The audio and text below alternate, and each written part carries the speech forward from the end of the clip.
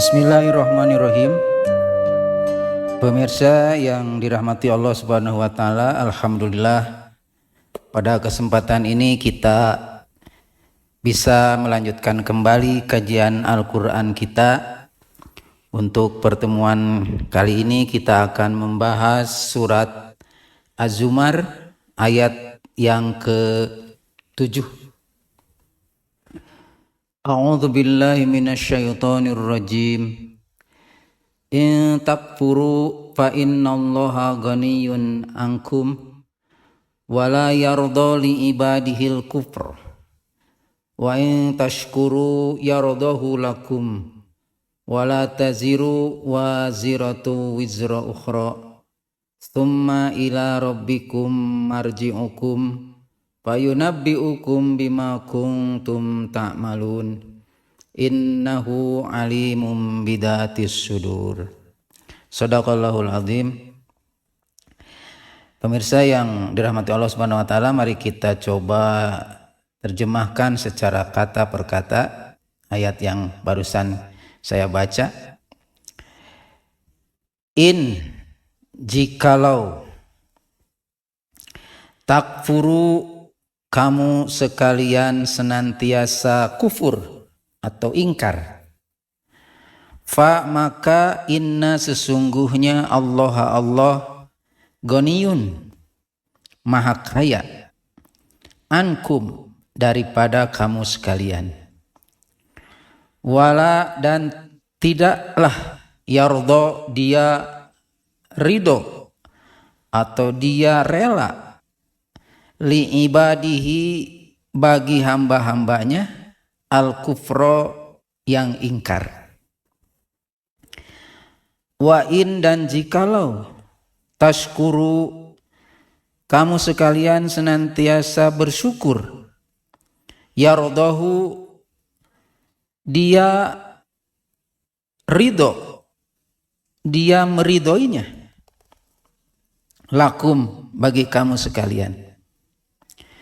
Wala taziru, dan tidaklah dapat memikul dosa, waziratun, orang yang berdosa, wizro, dosa, ukhro, yang lain. Summa, kemudian, ila rabbikum, kepada Tuhan kamu sekalian, marji'ukum, kamu sekalian dikembalikan. Fayunabbi'ukum, maka kemudian diberitakan kepada kamu sekalian, bima, dengan apa kuntum, adalah kamu sekalian, ta'maluna, senantiasa mengerjakannya.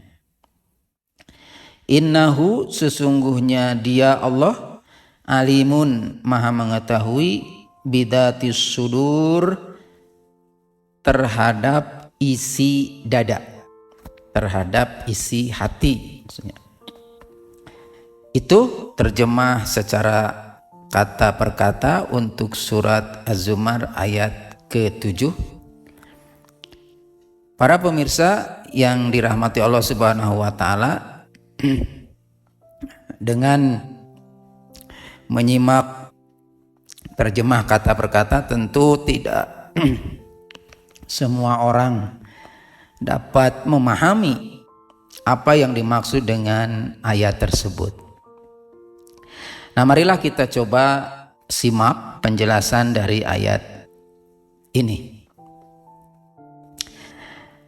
Ayat ke-7 ini tentu ada kaitan dengan ayat-ayat sebelumnya, di mana pada ayat-ayat sebelumnya Allah sudah menyampaikan terkait dengan keagungan, kebesaran dirinya.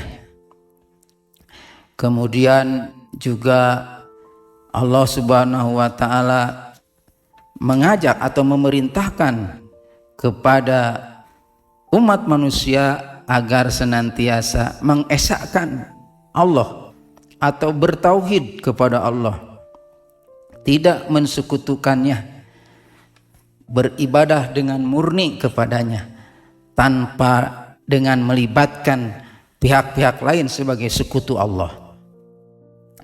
Nah, kemudian pada ayat yang ketujuh ini Allah sampaikan, jika in takfuru, jika kamu sekalian senantiasa kufur.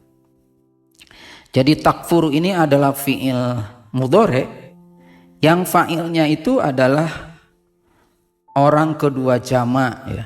Jadi kalau takdirnya itu adalah antum di situ ya. Jadi in antum takfuru, jika kamu sekalian sekarang dan yang akan datang senantiasa ingkar. Tuh. Ingkar ini artinya tidak mentaati kepada perintah Allah, tidak menghiraukan peringatan-peringatan Allah, begitu.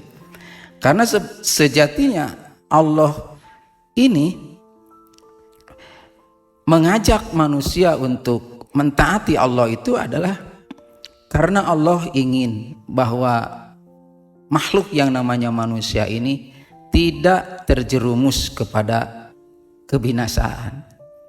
Karena Allah ingin ya manusia ini selamat dalam hidupnya, dunia maupun akhirat. Jadi apa yang Allah serukan itu bukan untuk kepentingan Allah, sebenarnya adalah untuk kepentingan manusia itu sendiri. Jadi kalau Allah mengajak tauhid, mengajak untuk mengesahkan Allah, mengajak untuk memurnikan ibadah kepadanya, itu semata-mata untuk kepentingan manusia.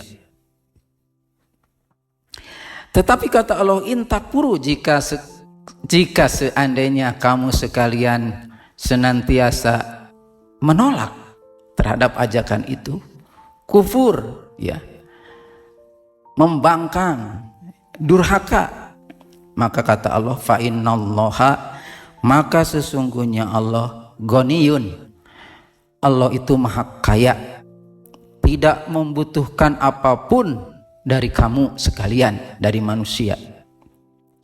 Ghaniyun, Allah maha kaya, ankum, daripada kamu sekalian. Wala yardo, dan Allah tidak ridho ya, tidak rela li ibadihi, kepada hambanya al-kufro, yang kufur. Jadi jelas di ayat ini ya, meskipun Allah maha besar, Allah maha kuasa, Allah maha tinggi, Allah maha berkehendak, tapi kebesaran Allah itu tidak tidak sekonyong-konyong bisa memaksa manusia untuk beriman atau untuk kufur ya. Jadi iman dan kufur itu diserahkan pilihannya kepada manusia itu sendiri.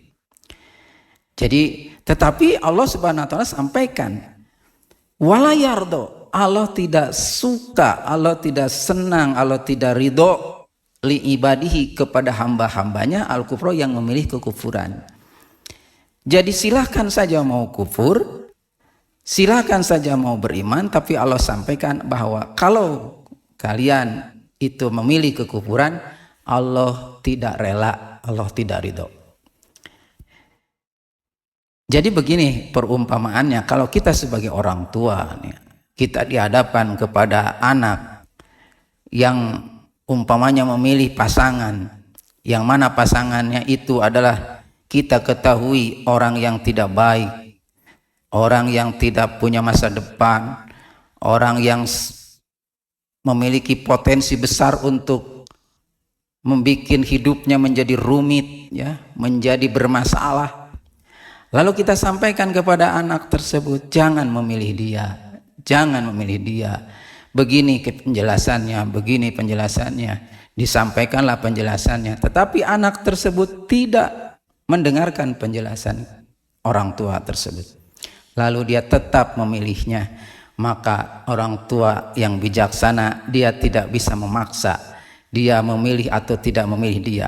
tetapi orang tua yakin bahwa dia memilih pilihannya itu adalah dia sendiri yang akan menanggung konsekuensinya. Artinya dia membiarkan memilih pilihannya, tetapi orang tua itu tidak rela, tidak ridho sebenarnya dengan pilihannya.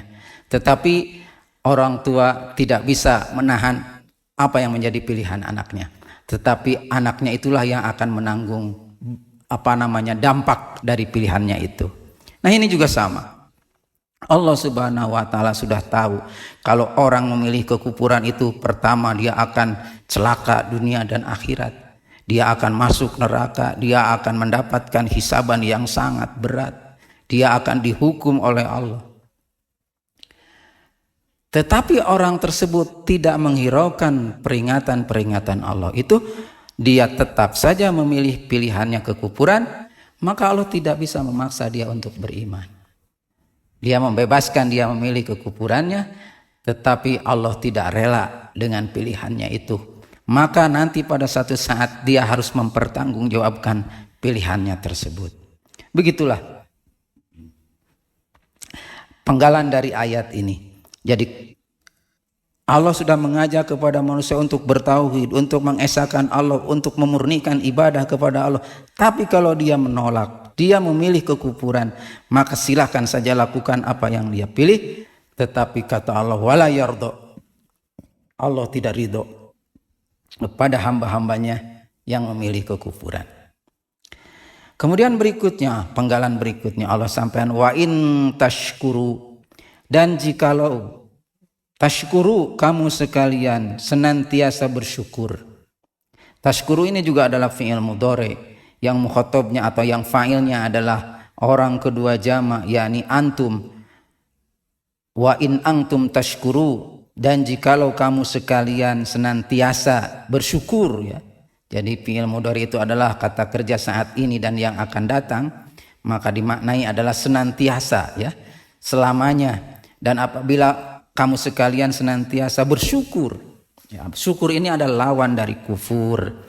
Syukur ini adalah maknanya memperlihatkan, membuka, memperlihatkan kebahagiaan, kesenangan, keridhoan, kesejahteraan dengan apa yang menjadi peraturan-peraturan Allah. Senang dengan mentaati Allah, bahagia dengan taat kepada Allah, bergembira dengan apa yang dijadikan kabar-kabar dari Allah atau peraturan-peraturan Allah, lalu kita laksanakan, ya, ketaatan kita kepada itu adalah bagian syukur. Yang lawannya adalah kufur, menutupi, ya, menutupi atas nikmat-nikmat Allah, menolak terhadap kewajiban-kewajiban yang diberikan oleh Allah, kemudian berdurhaka, ya, membangkang, ya, durhaka, ya, membantah kepada Allah. Itu adalah lawan dari syukur. Jadi kata Allah, jika kamu sekalian senantiasa bersyukur, patuh kepada Allah, milih keimanan, milih, ya, perbuatan-perbuatan yang dianjurkan oleh Allah, maka kata Allah, yardahu lakum, dia Allah meridhoinya, ya, ridho Allah untuk kamu sekalian. Jadi bagi orang-orang yang memilih kesyukuran, milih rasa syukur, milih sikap syukur, maka Allah ridho kepadanya, rela, ridho, senang, bahagia, gitu, ya. Kalau digambarkan, dipersamakan dengan rasa yang dirasakan oleh makhluk. Jadi Allah membiarkan orang itu mau kufur, mau syukur, lalu orang itu milih syukur, maka kata Allah, Allah ridho dengan syukur. Allah ridho dengan pilihan itu. Maka orang yang memilih pilihan yang diridhoi oleh Allah, ya, Allah sudah janjikan berbagai macam kebaikan-kebaikan, ya. Bersyukur, kata Allah, la in syakartum la azidannakum, apabila kamu bersyukur Allah akan tambah, ya, kenikmatan-kenikmatan yang akan tambah kenikmatan bagi orang yang bersyukur itu. Kemudian orang yang bersyukur itu adalah wa may yashkur fa innama yashkuru li nafsihi, barang siapa yang bersyukur sungguhnya dia mensyukuri dirinya sendiri, maka dirinya akan mendapatkan kebahagiaan, kebaikan, pahala dari Allah Subhanahu wa taala. orang yang memilih kekufuran jangan beranggapan bahwa pilihannya itu melibatkan orang lain untuk bertanggung jawab gitu.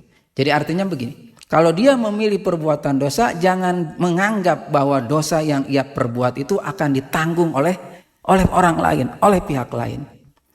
Jadi kekufuran yang dia pilih itu sepenuhnya menjadi tanggung jawab dirinya. Jadi kata Allah, wala taziru waziratu wizra ukhra. Wala taziru, dan kamu tidak akan dapat memikul ya perbuatan dosa orang yang berbuat dosa gitu ya, dan tidak bisa memikul dosa orang lain. Jadi kalimat waziratun dan taziru itu diambil dari kata wazaro yang artinya itu berlindung di tempat yang besar. Bisa misalkan wazaro itu bisa berlindung di bawah gunung. Jadi wazaro itu menunjukkan sifat yang berat begitu. Jadi dosa ini ya Allah gambarkan dengan kalimat wazar, yaitu sesuatu yang berat. Karena tidak ada dosa itu yang ringan. Kalimatnya aja sudah menggambarkan kalimat memikul ya, memikul dosa. Tidak ada seorang memikul dosa orang lain. Jadi kalimatnya bukan tidak ada seorang menjinjing dosa orang lain. Kalau menjinjing itu konotasinya ringan. Jadi dosa itu tidak dijinjing, tapi dosa itu adalah dipikul saking beratnya. Kalau kita punya buku satu ya bisa dijinjing, tapi kalau kita dihadapkan kepada beras satu karung itu tidak mungkin dijinjing, tapi dipikul. Itu menunjukkan bahwa benda itu adalah punya bobot atau punya berat yang luar biasa. Jadi dosa yang kita lakukan, kekufuran yang kita pilih itu adalah sebuah dosa yang tidak ringan. Yang Allah gambarkan dosa itu dipikul, bukan dijinjing lagi. Jadi tidak ada yang memikul dosa itu kecuali orang yang berdosa itu. Tidak ada rumus dosa kita ditanggung oleh orang lain atau dosa orang lain ditanggung kita. Jadi semua masing-masing. Itulah makna dari wala taziru waziratu wizra ukhra. Jadi kekufuran yang kita pilih, kita sendirilah yang akan menanggung akibatnya. Kemudian penggalan ayat berikutnya kata Allah, summa ila rabbikum marji'ukum. Kemudian kepada Tuhan kamu sekalianlah kamu sekalian dikembalikan. Jadi kita sekarang hidup di dunia, ada yang ke kanan, ada yang ke kiri, ada yang ke depan, ada yang ke timur, ke barat, sembarangan.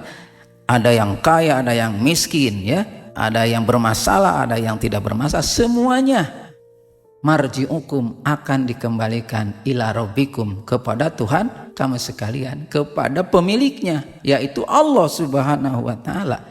Lalu bagaimana? Payunabbi'ukum, kemudian nanti Allah akan mengabarkan kepada kamu sekalian, menjelaskan kepada kamu sekalian, memberitahukan kepada kamu sekalian bima kuntum ta'malun, terhadap apa-apa yang kamu sekalian senantiasa mengerjakannya. Kalau dia mengerjakan kekufuran, maka nanti kekufuran itu akan diberitakan. Kalau dia mengerjakan kesyukuran, kesyukuran itu akan diberitakan. Tidak ada satu perbuatan pun yang luput dari pencatatan Allah. Jadi kata Allah dalam surat Al-Kahfi itu, la yughadiru shaghiratan wala kabiratan illa ahsaha. Tidak ada perbuatan kecil, tidak ada perbuatan besar, seluruhnya ahsoha, seluruhnya akan diperlihatkan, seluruhnya tercatat, seluruhnya akan dibalas. Maka kata Allah, innahu alimum bidatis sudur, sesungguhnya dia Allah alimun, maha tahu, maha mengetahui, bidatis sudur, terhadap isi dada, ya, terhadap isi hati setiap orang. Jadi kalau kita melakukan perbuatan salah di dunia ini, lalu ditangkap oleh pihak yang berwajib, lalu disidik, kemudian dituntut, lalu disidangkan, kita bisa saja berbusa-busa membela diri. Kita bisa saja berbusa-busa mengatakan sesuatu untuk sebagai alibi apa yang menjadi dosa yang kita lakukan. Bisa saja alibi kita itu diterima dan dipercaya, padahal itu adalah kebohongan, tidak sesuai dengan hati. Tapi nanti di akhirat, kekufuran yang kita pilih ataupun kesyukuran yang kita pilih, semuanya akan dipertanggungjawabkan, dan kita tidak bisa cuap-cuap membela dengan kebohongan. Innahu alimum bidati sudur. Allah Maha tahu terhadap apa yang ada dalam isi dada kita. Kenapa kita melakukan kekufuran itu? Motifnya apa? Kenapa kita melakukan kesyukuran? Motifnya apa? Apakah ikhlas? Apakah ria? Apakah karena apa? Semuanya akan terlihat pada hari itu.